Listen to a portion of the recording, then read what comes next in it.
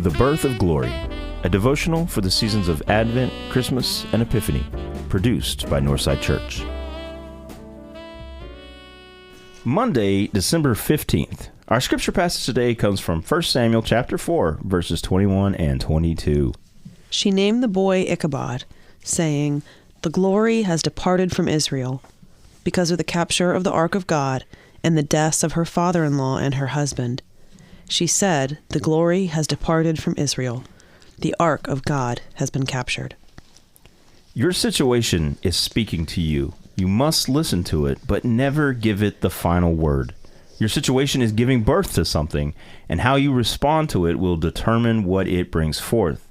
But perhaps most importantly, your situation does not define you. It is not all of who you are. This is maybe the hardest lesson to learn when dealing with our situations, particularly when they are difficult or painful.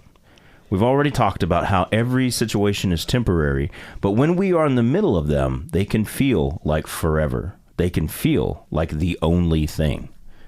And they can feel like they completely define who you are.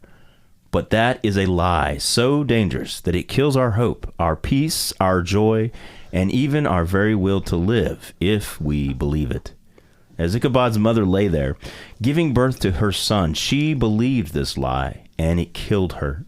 She believed that the glory of God had departed her and the people of Israel, never to return. She believed her situation was forever, and she allowed it to define her so much so that she could not find any joy, even in the birth of her baby boy. Imagine how deep you must be in your sorrow, and how swallowed by the darkness you must be, that you cannot find any joy at all in the birth of your child. She allowed her situation to define her, and with her dying breath, she named her son Ichabod, literally no glory, or even shameful. When we allow our situation to define us, it becomes so deeply rooted in our identity that we are likely to pass it on to the next generation like a deadly genetic disease, just as Ichabod's mother did. I'm sure if we thought about it long enough, each of us could come up with some situation in our families that have been passed down to us. Situations like addiction and abuse, trauma and obligation, or even guilt and shame.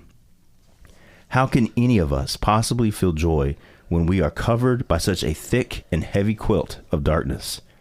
Thanks be to God that we are not abandoned in our situations, and that no matter how dark and heavy they might be, nothing outshines the full weight of God's glory upon us. Whatever your situation may be this Advent and Christmas season, it is not who you are. You are not defined by the darkness of any one moment, but rather by the light of God's glory that emanates forever through the birth of glory himself, Emmanuel, God with you.